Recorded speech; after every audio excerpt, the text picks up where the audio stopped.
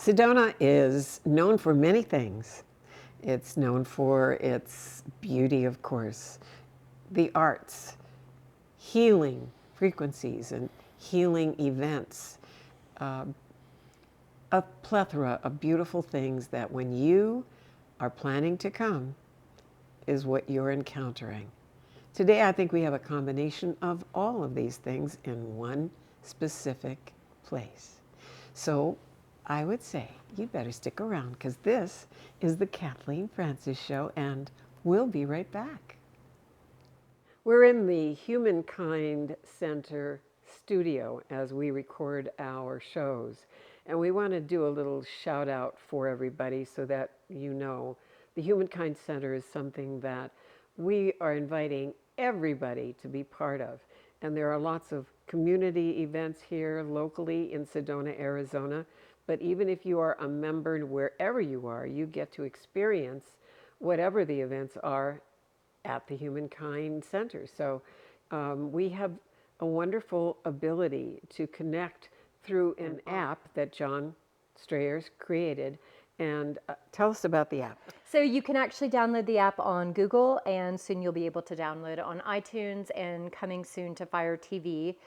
So what makes Humankind different? Everything.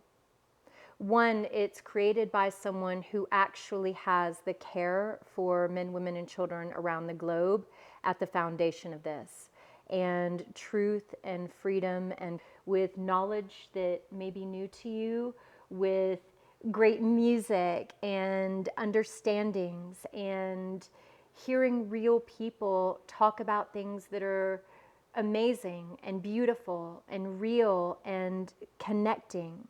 That's really what Humankind is, because the quicker people awaken, the freer the world is. It's really a chance to be part of a start of not just a network, but a movement of community to the positive, peaceful, light-filled healing side.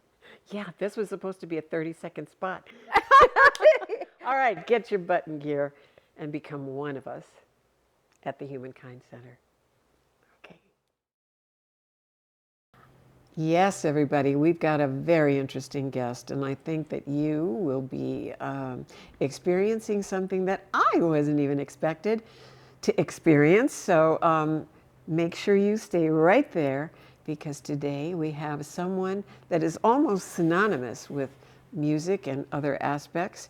He's been here for almost as long as I have, maybe longer. His name is Peter Sterling. Peter, welcome to our show. Thank you, Kathleen. Thank you for having me. Yes, of course. Yeah, good to be here. Well, when I read all of your amazing awards, it would take me about 10 minutes to go through all of that. But what's one of the most recent ones, if you wouldn't mind telling our audience? The most recent ones, I won the Impact Book Award for Children's Book of the Year for my new children's book, Peter and the Magic Harp. Oh, what a wonderful idea. Yeah, so that's pretty cool. Pretty excited about that. That's a beautiful, beautiful cover. Wow. This is my story, my Sedona story of how the angels came to me here about over 30 years ago. And I heard the music, the sound of the angels, the music of the heavens in the silence of the canyons here. And then the angels appeared and told me that my mission in life was to play the harp and channel the music of heaven at this time of the Great Awakening, the Ascension, and the dawning of the Golden Age. So my first book was Hearing the Angels Sing. This came out in 2012. And this is a true life memoir of my Sedona story. And then last year I came out with Peter and the Magic Harp. Wow. And so for children, this is to inspire children to believe in a heavenly power, something that they can connect with to help them live an astonishing and remarkable life. Wow. Yeah, so that's that is incredible. Thank so, you know, many people have had extraordinary experiences here. Mm-hmm. They have what was called often a calling to come to be in Sedona. And Mm-hmm. I think that these stories are worthwhile for people to experience and to hear about. Mm-hmm. Do you want to elucidate a little bit about your experience that you just talked about? Yeah. Well, I think I may have come here a little bit earlier than you did. I first arrived in Sedona in 1988. Yes. So, a Well, few years actually, ahead. I came in 87 Oh, in for 87. the harmonic Oh, you were convergence. here for that. Okay. I was, but I wasn't living here, but I Right. did come here. Yeah. Well, I had heard about Sedona after that because my understanding is about 5,000 people came to town that weekend and were all over Bell Rock and Airport Mesa, and I was one of there them. was a big festival. And then people went home and told all their friends about it, and that's when I heard about it. I was living in Aspen, Colorado at the time, and I started hearing rumors of this mystical power spot in the desert Southwest in Arizona. And I immediately was very intrigued by what I was hearing. And then as fate would have it, I met a man in Aspen who I befriended, and it turned out he had a small cottage on Oak Creek down here. And he ultimately invited me to come to Sedona and stay at his cottage. He said, hey, nobody's at my place. Why don't you just go down and check out Sedona? So I was a ski instructor at the time. And after the ski season ended, I jumped in my truck and drove down by myself and in the late spring and came down Oak Creek Canyon as it was just greening up. And I saw Oak Creek, the waters of Oak Creek, and the Red Rocks for the first time because I didn't know what to expect because this was before the internet of everything. And so when I saw the Red Rocks, I was so struck by the beauty and the water flowing, and I didn't know there was a creek here. Yes. And that just lit me up. And by the time I got to Slide Rock, where the canyon kind of opens up a little Oh, bit, yeah. Stunning. I had to pull over because I was getting kind of emotional, and I was just feeling into what I was feeling, and I heard deep in my heart, I heard a voice that said home. And I was like, wow. And it was really, at the time, I knew that I was searching for a new place to go after about 10 years in Colorado. And then, so I came into town, stayed for a few days, and I met the most remarkable people here. It seemed like everybody was floating 2 to 3 inches off the ground here. And everybody was living with a very open heart. And there was a wonderful spiritual community happening here. And so I just thought that was the coolest thing. And it was the type of thing when I met people here, they would come up to and say, I know you. Or like, we've been waiting for you. You know, that sort of thing.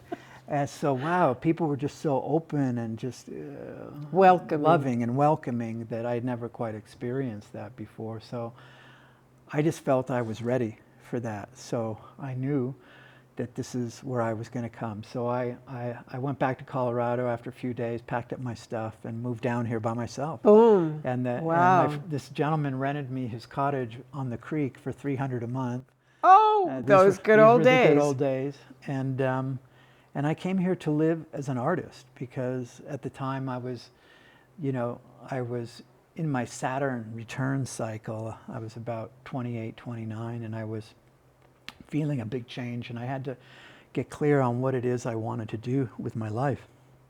And I'd always loved art and been involved in art. And I just said, I want to live as an artist. So I came to Sedona to be an artist, and I set up my glass studio here because I'm a stained glass artist, and I started producing my stained glass windows and doing commissions and selling them.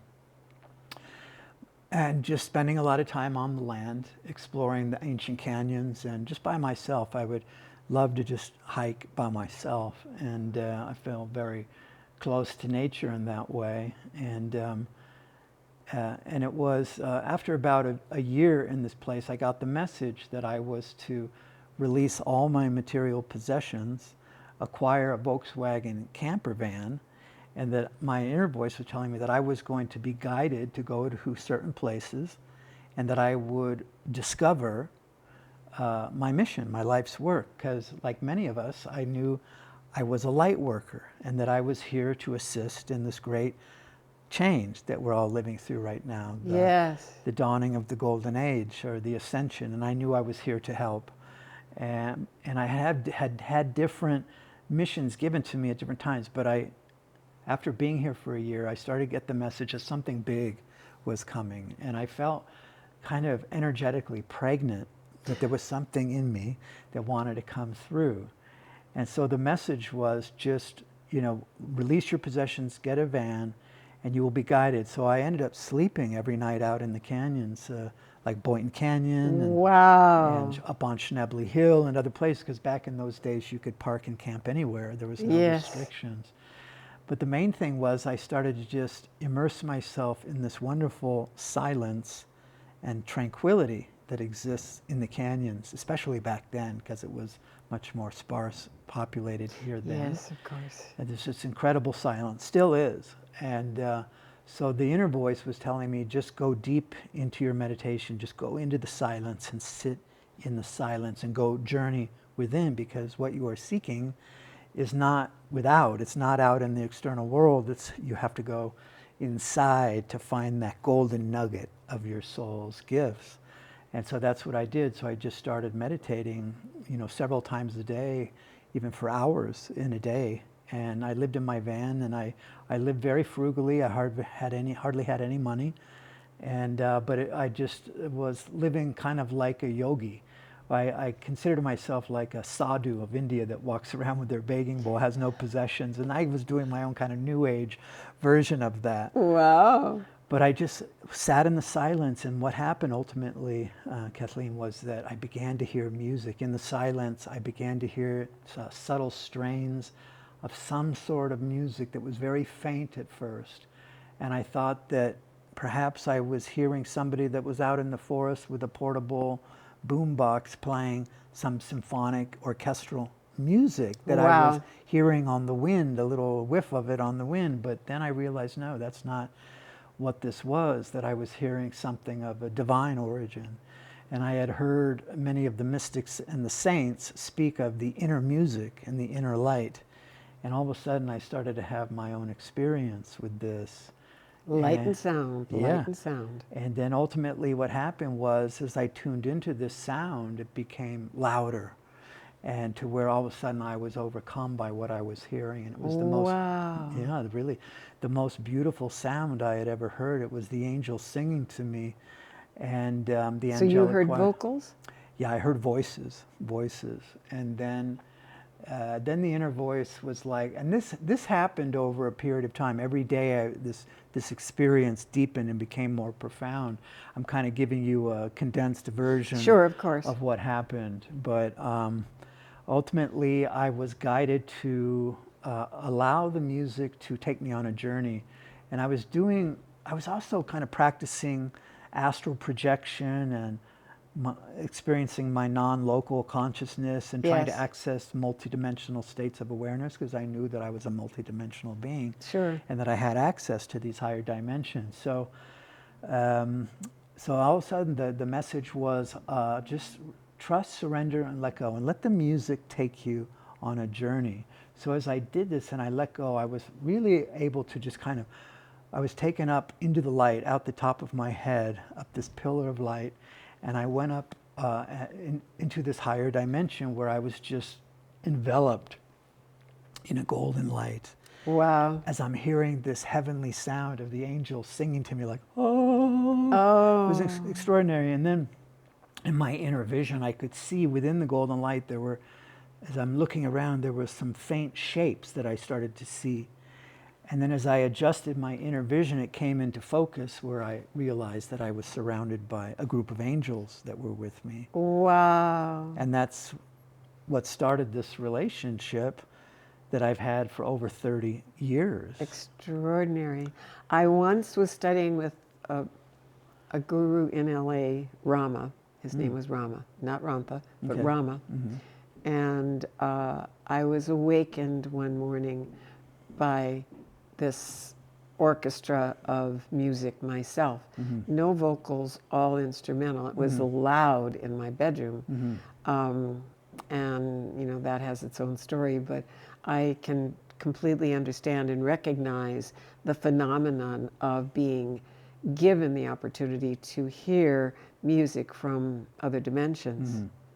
So from that experience, now what is very dominant right now in the current healing modalities are frequency healing. Mm-hmm. And I know that you've chosen the harp. Yes.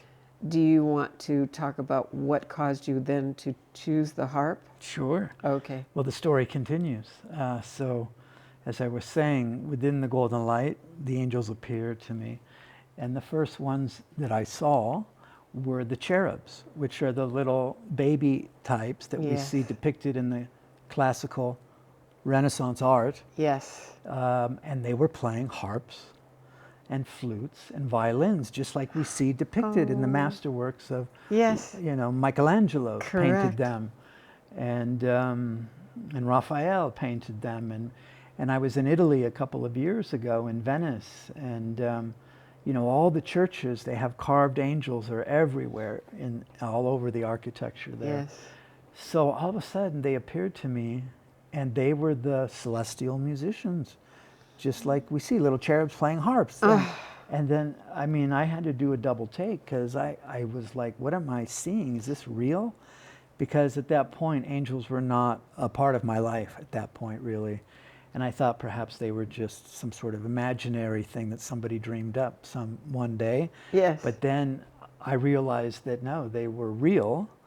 And so what happened was, as I was observing them, and this again happened on multiple occasions when they were appearing to me, then I had an experience as I was seeing them that all of a sudden I could hear them in my mind conversing amongst themselves. And they were speaking, but their mouths were not moving. They were communicating telepathically to each other. And all of a sudden I heard them in my inner hearing, in my mind, and they were like, look at him, do you think he could see us? Oh. And they're like, I don't know if he can see us. What do you think? They were talking just like people. And in my mind, I said, I can see you. Can you see me? And they were startled. They said, yeah, we can see you. Can you see us? I said, yeah. And I said, can you hear me? And they said, yeah, we can hear you. You can hear us. So when they realized that we could see and hear each other, these little cherubs, they got so excited actually by that. Bet. As a little angel party broke out, because what I learned was that it's not very often where the angels make contact like this with a human mortal who's embodied on earth like this. So, and that was the beginning of a relationship with these beings. And on several occasions, they took me on journeys. And I write about this in great detail in my book, Hearing the Angels Sing. But they showed me many things up in the angelic realms and the celestial realms in which they reside. Wow. And, when I first started to journey with them, imagine this, I was just having this dialogue as I was just describing. We're kind of floating in another dimension. And they were like, come on, we want to show you some things. And the next thing you know, I've got a cherub on each side of me, picking me up under the arm and lifting me up. Now I'm in my etheric body. My physical body is sitting on a rock in the shade of a juniper tree in Boynton Canyon. And I'm having this out-of-body experience. Wow. And they picked me up, and all of a sudden I'm flying with the angels. And, and once I got going, they kind of let go of me. And didn't you feel like you were going to fall? And then I looked back, and I too had wings with them. Oh, wow. But I didn't have feet. As I looked down at my etheric body, my astral body with them, there were no feet. I had legs, but then they just kind of disappeared at the end, and then it was just like sparkling fairy dust coming off, kind of Tinkerbell as I'm flying around. Just like you've seen in an animation of a cartoon or something like that. It was very real. Yes. And so they took me many places, but ultimately the peak of the experience is when, I was with them and we were just kind of hanging out, floating in this dimensional space. And it was kind of dark. And then they told me, they said, hey, look up that way. And I looked up, and there was this little point of light, like a star in a black sky, but only one. And as I was looking at it, all of a sudden, we all started moving towards it. And all of a sudden, this little point of light got bigger and bigger and bigger and bigger to where all of a sudden I was with these angels. We were looking up at this luminous sphere of golden light that was pulsing pure love. And And it was almost at first, it was so bright. And I'm looking with my inner vision, Yeah. not my physical eyes, but Yes. with my eyes closed inside, right? Uh-huh. And it was almost so bright, so intense, the energy and the light coming off of it. But they were just trust, surrender, and let go, and just relax into it. So as I did that, and I just let go into it, all of a sudden I was just overcome with this feeling of this luminous sphere of light was pulsating pure love. It was like the most incredible feeling of divine love and oneness just coming over me, coming from this sphere of golden light. And the angels, they told me, they said, this is God. This is the wellspring. This is the source of all all love that and is. light. Yeah. The all that is, the I am that I am, Yes. is not an old man sitting on a No, throne sure someplace. isn't. It's a ball of light. It's a luminous inner sun. And some people might call this the solar logos, which is the sun god, right? And then many ancient cultures, of course, Or the worship monad? the monad. Yes. And you know, in ancient Egypt, they have god Ra, which is the sun god with the wings, and the Mayans, the Incas, they all worship the sun. Yes.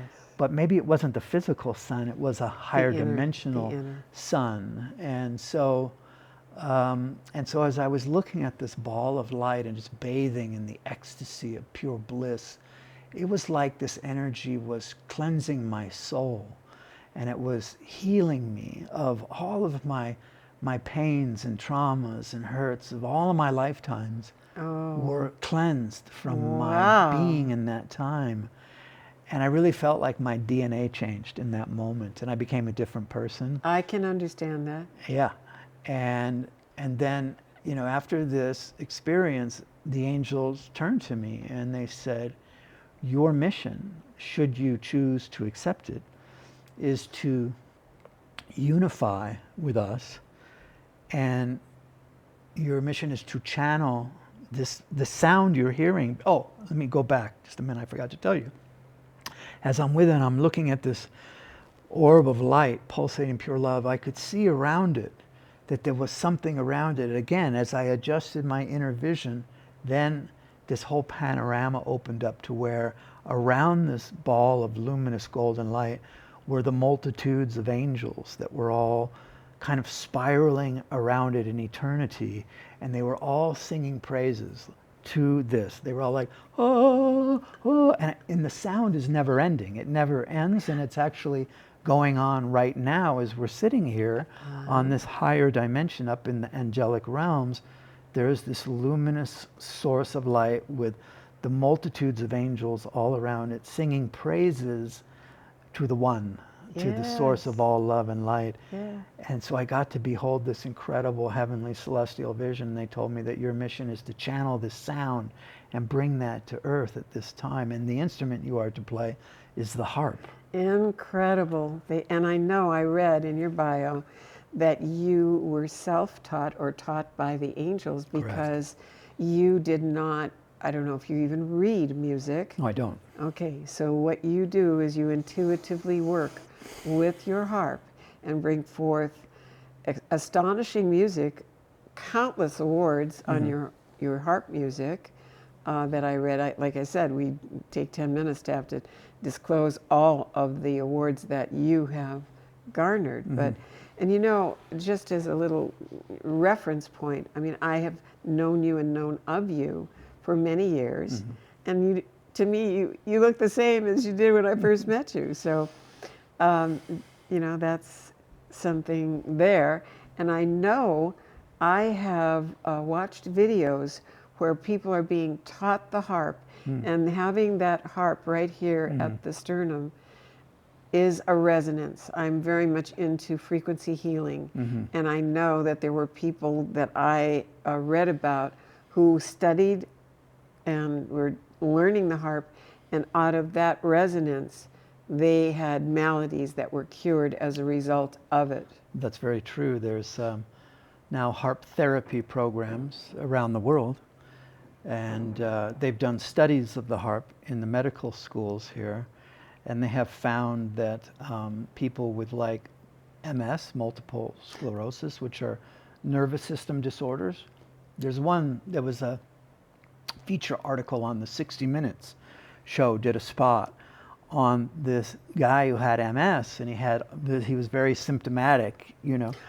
But when he got a harp, and when he would just strum the harp against his body for every day, his symptoms dissipated.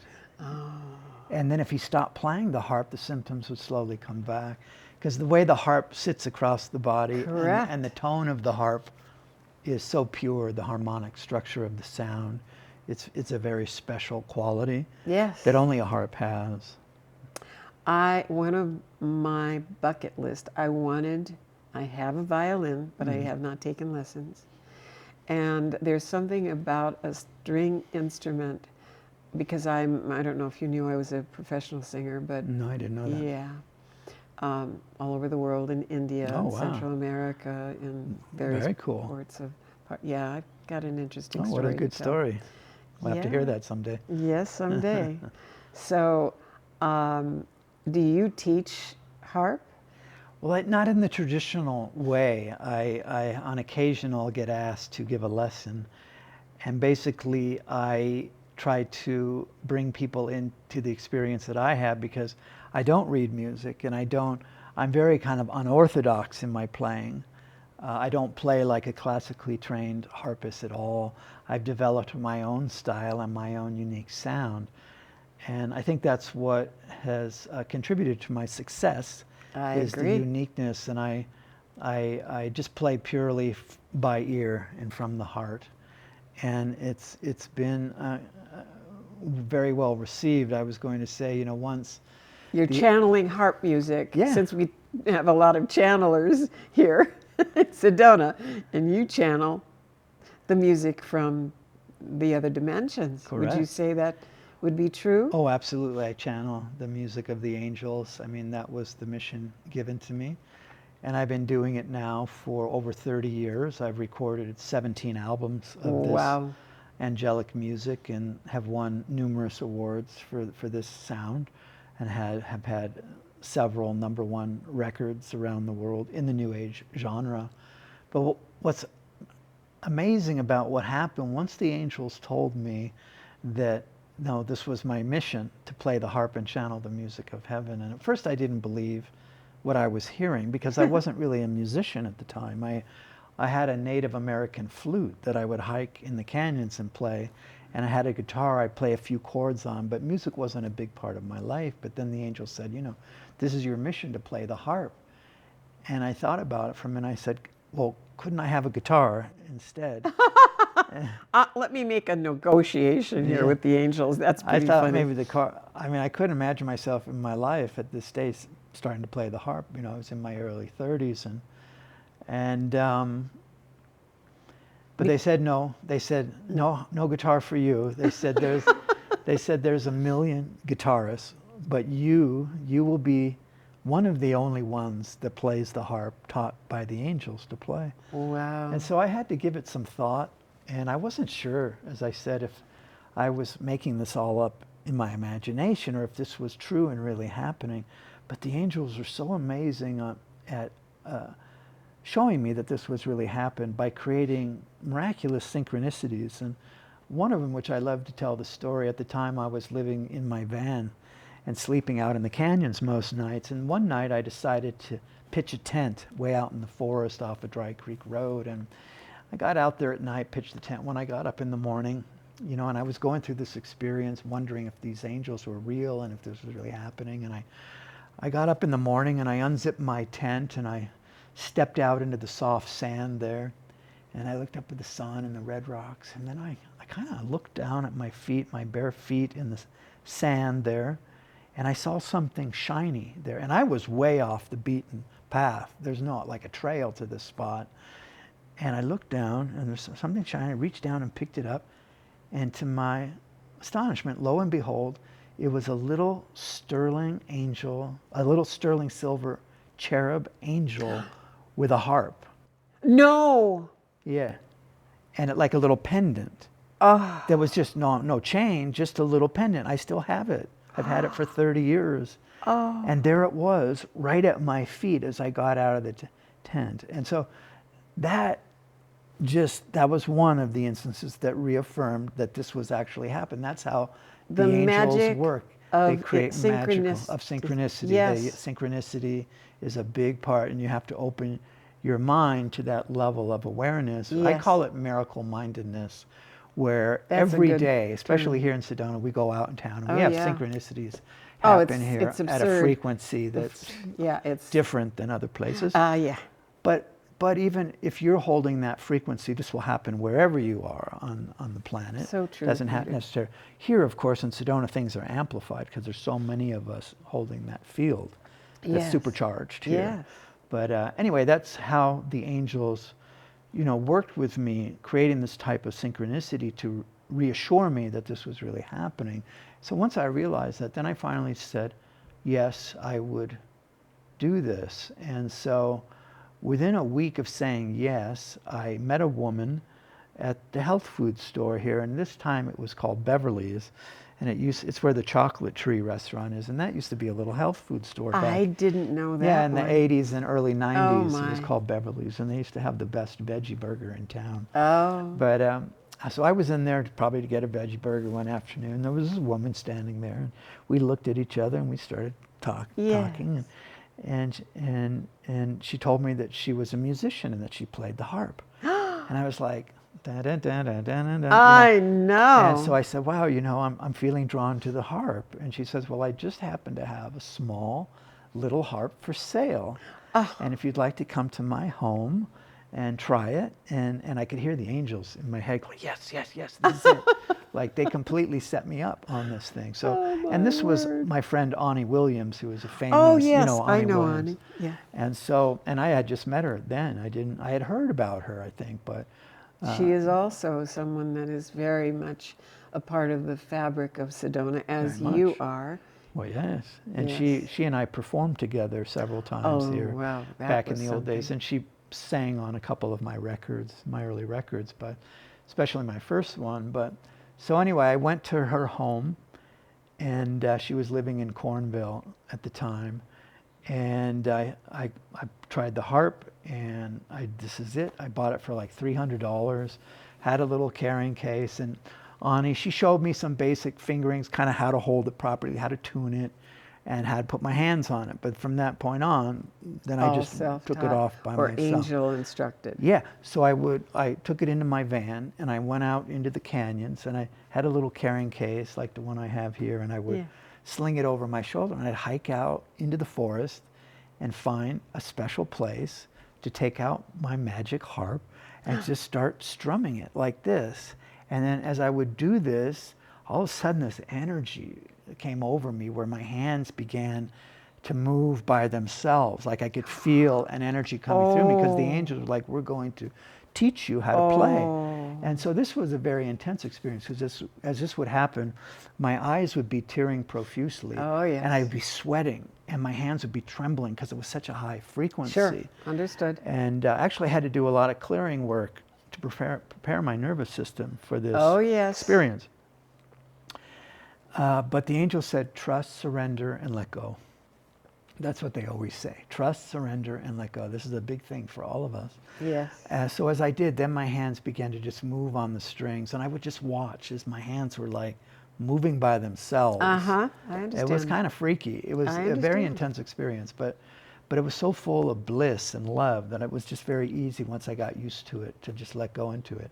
And long story short, 10 months later, without any formal lessons, following the angel's guidance, I made my first recording here.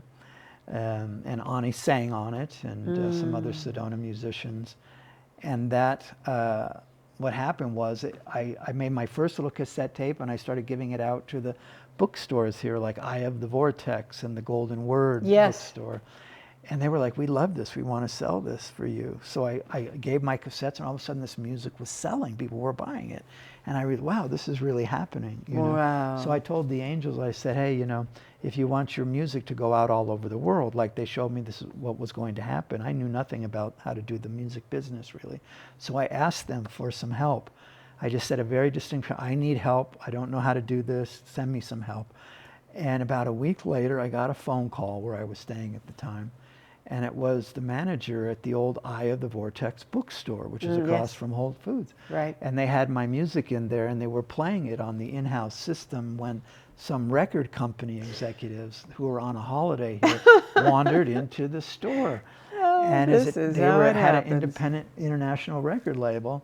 And as it turns out, they were searching for a harpist for their record label. And they walked in, they heard my harp music, and they inquired about it. And they said, oh, yeah, he lives here. He lives in his van, you know, somewhere. And they said, well, can we get his phone number? And they had a phone number for me at the time. And all of a sudden, I get this phone call, just like a week after that, my prayer request. And then, you know, they said, hey, you know, we're so-and-so from this record label, and we just heard your music, and we love it, and we want to know what your story is. And I was like shocked, and I told them how the angels gave me the music, you know, in the canyons. And they said, well, we're here to bring your music to the world.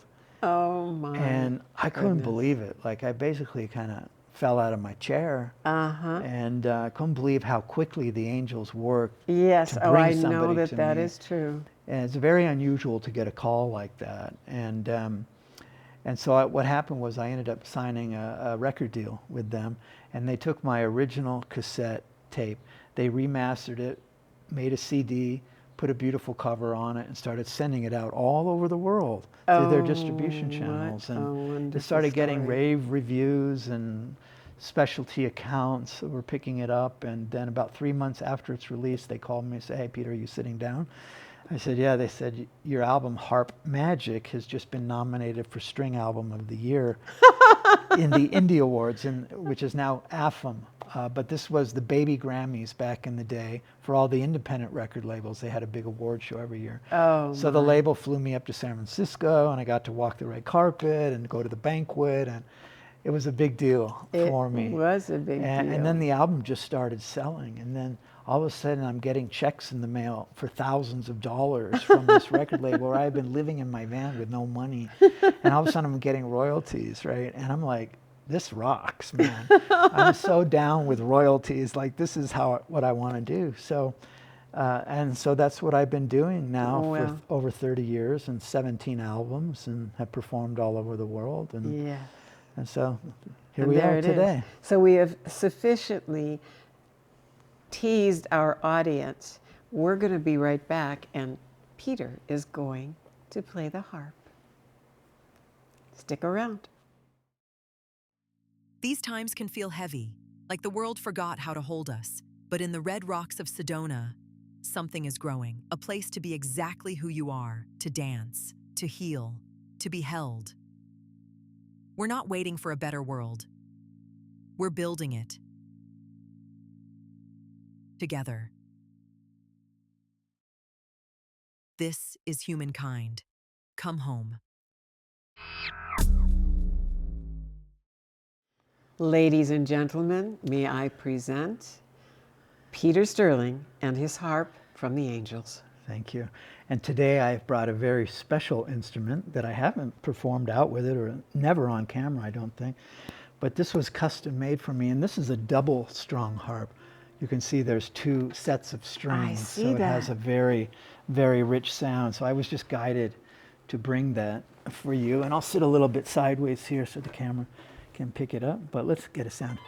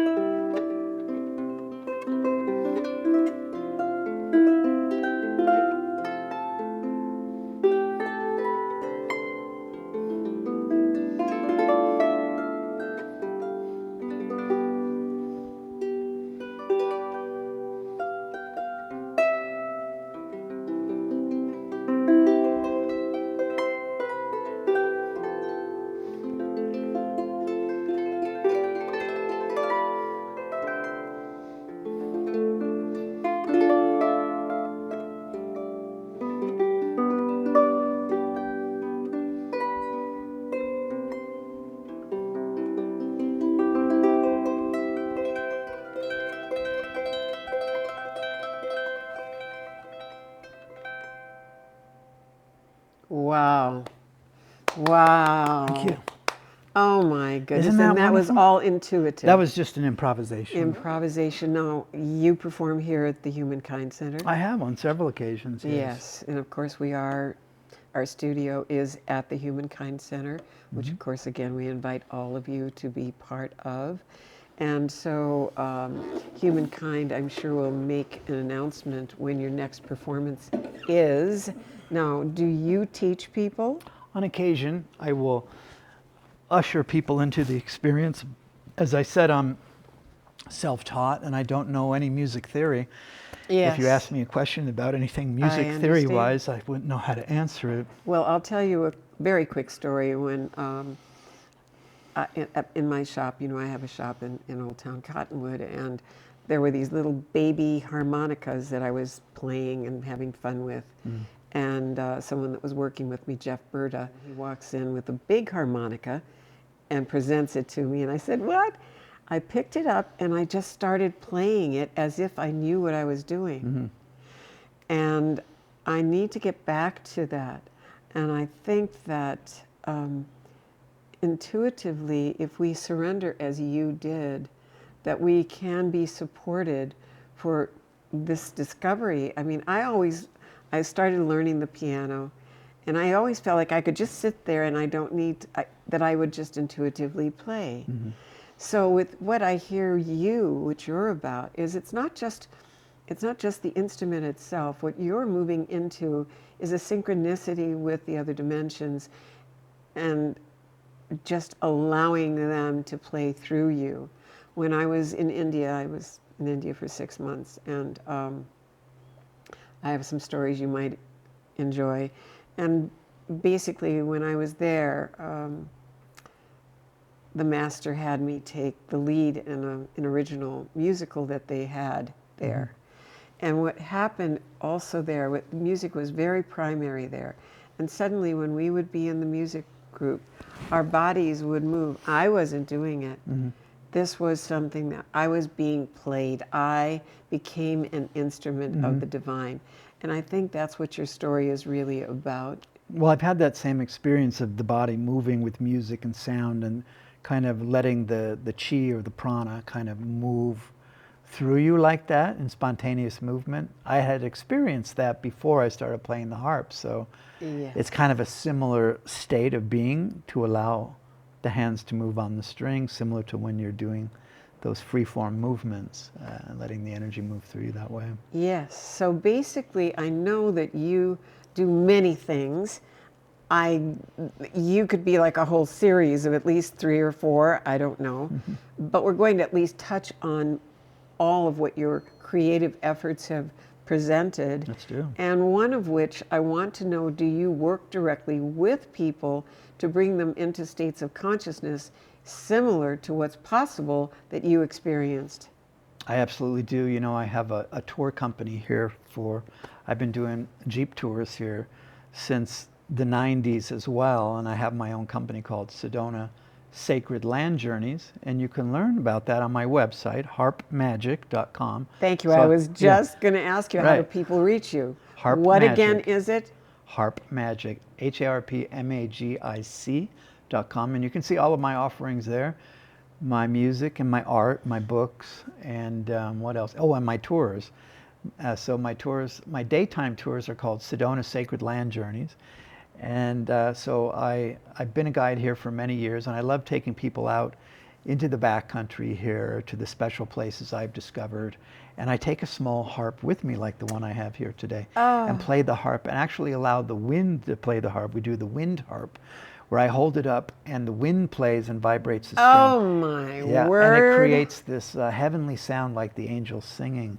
And when I play it over people, it can be very, very deeply healing. Wow. And the sound you can really travel on the sound. And I use crystal bowls and other things, but the main thing is the harp. And then in recent months, I started doing some nighttime UFO tours, because I've been capturing a lot of phenomena with the night vision. Yes. Out in the Western Canyons here, and taking people out at night. Yes. To see the luminous amber golden orbs that are very common here over Sedona, and a lot of other light phenomena that we're seeing here. Yes. Out in mysterious, legendary UFO portals out by the Bradshaw Ranch and Yes, Sycamore Canyon I and had stuff. Mason Bradshaw on my last show, so we Oh, talked okay. about that. And of course, Oh. I wrote the 5 books, including the biography of Bob Bradshaw. You did? Yeah, I'm a book producer What was as well. what was that book called? The Sedona Man. Oh, The Sedona Man. That is a hardcover big book. Oh, you wow. know? Yeah, yeah. And yeah, I do a lot of different things. Well, I just actually went to the Bradshaw Ranch for the first time recently, and I happened to be out on the Jeep one afternoon with my girlfriend, and we had been capturing the orbs at night. We just decided I just was being called to this area, and perhaps when you get out there, Yes. you have to go up this bumpy road to the top of the hill, Correct. and then it drops down the other side into the Bradshaw Ranch. And Right. we were up on the top, and I was just looking at my navigation, and it said, "This is Bradshaw Road." I was like, "What the heck? Yes. What if we keep going?" So we just explored, and then it just came to the dead end at the Bradshaw Ranch, and then we wandered into the property, and there was nobody around. And the windmill was creaking, and then we walked all Yes. through, went into buildings and photographed the whole thing, and it was like a mystical experience. But then the phenomena of capturing the light orbs, my videos have gone viral recently with what I'm capturing. I'll bet. And I have a new group on Facebook if you guys want to check it out. It's called Sedona First Contact Group on Facebook. So I'm posting a lot of the videos and photographs that I'm capturing there. Wow. Well, Yeah. we have a lot of similarity. We couldn't possibly fit it all here, but I'd love to have a Right. personal conversation with you. Sure. I have had a lot of other dimensional captures on camera myself, including with Sai Baba, and I have definitely stories to tell. I'd better interview Sure. myself one of these days, right? Well, at home I have a little golden urn of vibhuti ash in it that my Yes. friend brought back to me from Sai Baba as a gift. Yes. And I went to India myself too. Yes, yes, Yes. wow. Well, can we present some of the other interesting things Yeah, here? let's do. I know I'm in absolute awe of, he The does art. artwork as well. Oh, let's show I them. mean, he just channels exquisite things that, Yeah, these are called, I call these crystal alchemy portals of light. And these are actually start as photographs of my stained glass windows, because I make stained glass Oh. mandalas, which are geometrical patterns out of glass. yes. Gail Flanagan was really big. She made so many, for those Did people that she? remember. Oh, she made, I still have some of her mandalas. glass? Of glass? No, she did it She on painted. paper. Gotcha. Well, I've been doing mandalas ever since I was a little kid, and then I started doing stained glass as a teenager and started making geometric mandalas out of glass as a teenager, which has been something that's been with me my whole life. And then when I moved back to Sedona for the 5th time in 2012, my angels gave me a vision. They said they started showing pictures of some sort of art I'm going to be creating. And long story short, through this whole process, they showed me a way to photograph my stained glass windows with a special kaleidoscopic effect and process those images in the computer to create these images here. Wow, so this is a photograph of your Stained glass. Oh my word. Yeah. And so what I do is I print these images out on large format, Yes. mount them to these wood panels, Yes. and then I apply crystals and gems to them, and then I pour epoxy resin over it and seal it in with a crystal finish. So what's cool about Astonishing. these, like especially this one, this is what the light ships look of, like what I'm capturing at night now. The luminous orbs that I'm capturing with the night vision look very kind of similar to this. They're like these pulsating luminous light ships that we're Yes. seeing.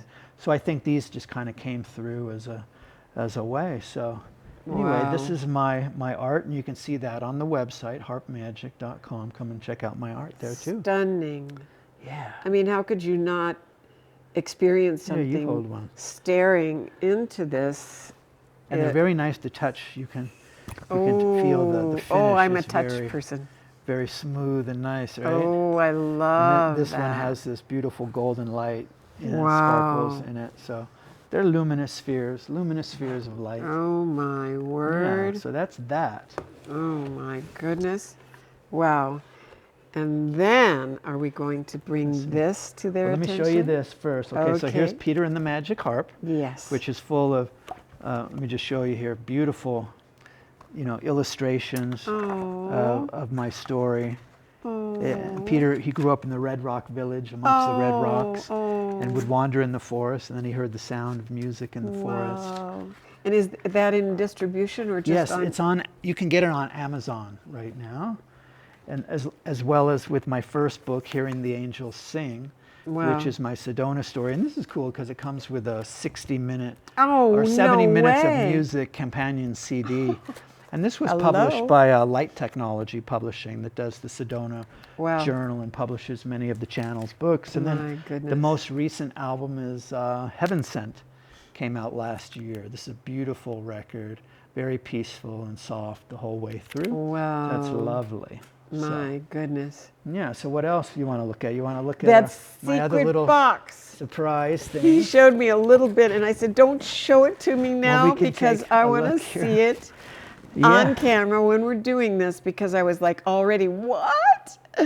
So please.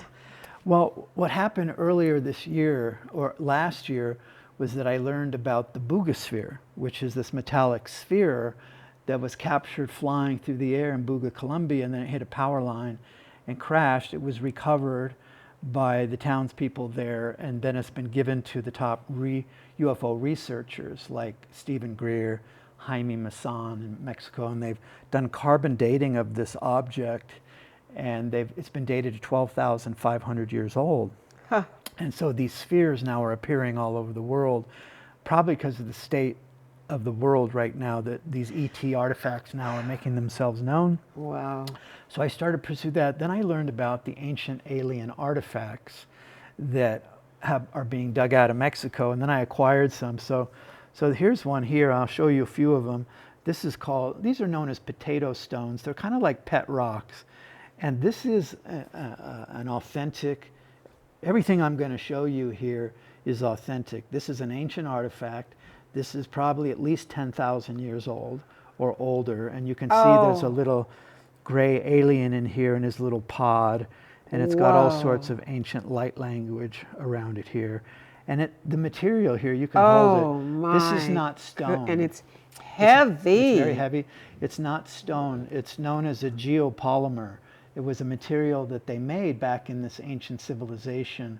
And what the artifacts are showing, they're coming from a pre-flood civilization down in Mexico. And they're digging them up 10 to 15 feet under the ground. They're using ground penetrating radar to find these caches of artifacts, digging them up.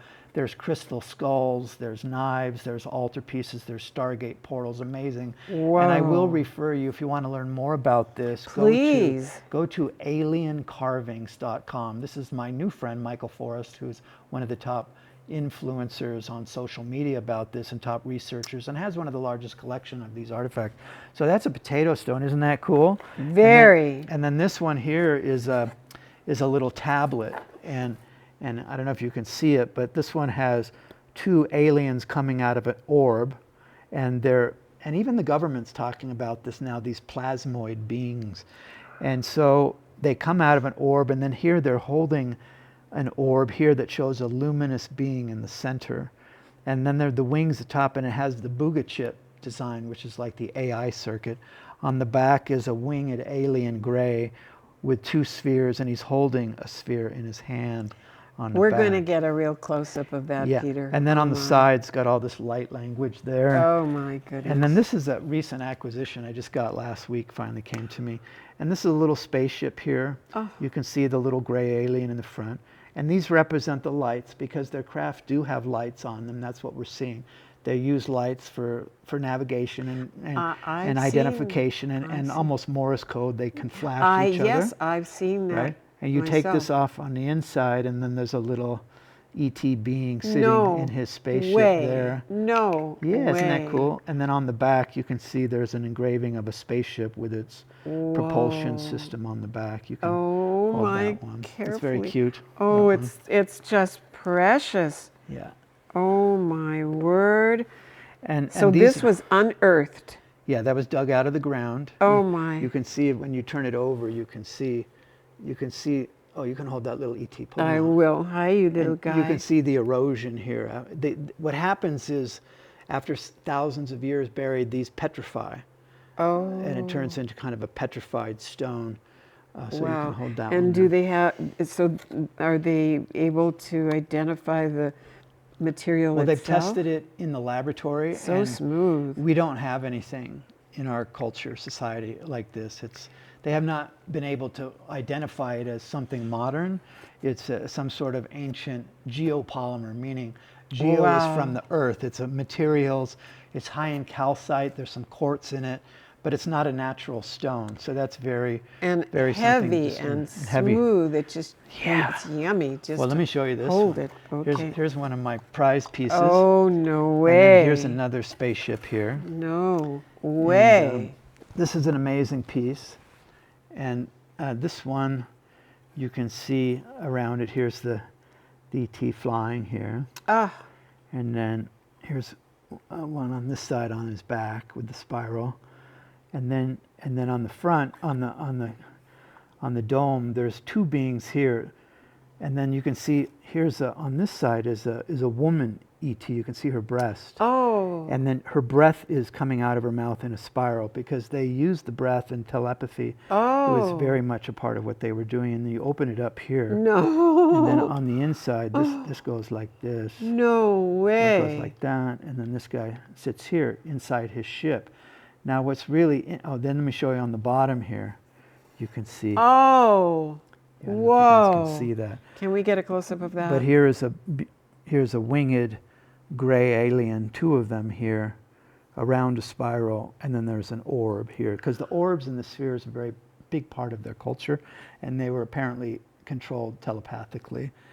So what's interesting about this one is that in the new documentary S4 about the Bob Lazar story, who was at Area 51, this documentary you can see on Amazon Prime, I believe, or Netflix, and he talked about what he saw in the ship that they had, that he was reverse engineering. There was a power source for the ship that, according to Bob Lazar, it was a triangular piece of element 151 that was put into a container in the ship of some sort that created the energy for the propulsion or the anti-gravity. And this artifact here, this piece is thousands of years old. It shows a little ET in here, and you see he's wearing a helmet. He's wearing a holographic helmet, you can Oh, see. yes. And then here is the little piece of, perhaps this represents the element 151 of the power source. And such in the detail craft. on every part of it. Very beautiful artistry and craftsmanship on these pieces. Wow. Now there are fakes, so you have to be careful now. So there's Oh some my imitations, of course, goodness. that's happening. So this is this beautiful specimen there. Wow. And then my final piece, I have other ones at home, I just didn't bring them all. They're Can too I come big. over? Yeah, you have to come over sometime. And then this is Oh, a wow. cool one here. This is an ancient tablet here. Oh, exquisite. And what this shows is an Anunnaki type of being here. And he's got a helmet on, a space helmet. And then he's holding the Buga chip design, which is the AI computer circuit. And this material here glows with a black light. This glows. Wow. But here is an insectoid type of ET. Oh, yes. He's handing it off, and he's reaching for it to receive it. And this guy is holding the sphere. So, okay, so this is Stunning. very interesting. Then on the back side, you have two gray type ETs. Oh. And they're coming out of an orbs down here. Here's an orb. And then they're on this pyramid here is a sphere, like the Buga sphere, with the chip design on it. And they're kind of honoring that. And it's on top of a pyramid. Oh. And there's all sorts of light language on the bottom. Wow. You can hold that. If you like. And I see these indentations. Do you think it was something they wore? It could have been, there's some very large pendants that they found. We found rings and bracelets for some of these beings, and they're huge. They were made for giants, right? So that could have been something that was worn like a breastplate. Yeah. We don't really know exactly, But these came into my life about 4 or 5 months ago. And then what happened was, the first one I got was this one here. And I just started to kind of interact with it and tune into it. And I started getting messages that I was to go out to a particular location with my night vision and take a look. And then all of a sudden these luminous orbs appeared, which I was able to record with my digital night vision. And I put that video up on social media and it's gone viral. People say it's the best footage they've seen of light orbs. So, wow. and if you want to see that, if you go to YouTube and search light orbs over Sedona, and you will see the videos there. Light Sedona. orbs over Sedona. Yeah, so this is, now that I'm doing the UFO tours, what we do is we let people experience these first and connect, and then we go out and call in the ships and look with night vision and see all sorts of things. So this has been this thing that's come to me recently. I've had a long time connection with the ETs. And I write about it in my book, but this is the most recent chapter of what's unfolding right now, and I think it's all part of the disclosure movement that's occurring right now. I've been on UFO tours with Sheila Neese, and we did communicate. She has those little lasers. Yeah, we have lasers too. Yeah, and we'd flash. You flash they'd them and flash they back to us. Yeah. So, wow. Isn't that cool? Hi, little guy. Yeah. You can come home with me too. Right? And this one's just spinning. Just stunning. Wow. Very cool. Well, Peter, I certainly did not expect. Look at that. Oh, and is that a female or is it a young one? I think it's a female and a male. Wow. So here, you hold this one. Okay. You're going to feel for that. Oh, wow. Oh, my word. And this looks like a medallion that I made years ago. Yeah. Because I made lost wax process jewelry. Okay. Absolutely So stunning. that's some of the fun we're having now. Wow. Thank you. You're very welcome. I told you this was going to be something worth watching, didn't I? Wow. Peter, I am absolutely gumstruck. Is that Good. the right word? Yeah. Dumbstruck. Yeah. Dumbstruck or something like that, because Now, how about your smart struck? something. Yeah. I need to get myself grounded because I think I'm sort of elevating into Well, you're going to have to come out one night with us and look for I would ships with be us. honored to do that. I would really appreciate And that maybe we very could much. capture some video. You can put it on your channel. I certainly can. Okay. Why not? Good. Well, Peter, I think that our people that are watching are going to be just extraordinarily impressed, inspired, and want to know much more about you and how they can participate with you, whether they come here to visit in Sedona to experience you in person, or by going to your website. Once again, please explain. Harp Magic, HARPMAGIC.com.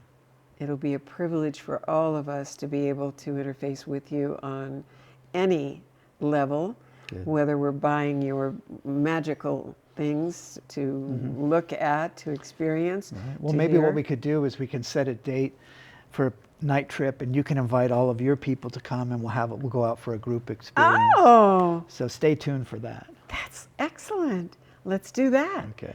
Peter Sterling, Sedona's premier harpist as well as artist.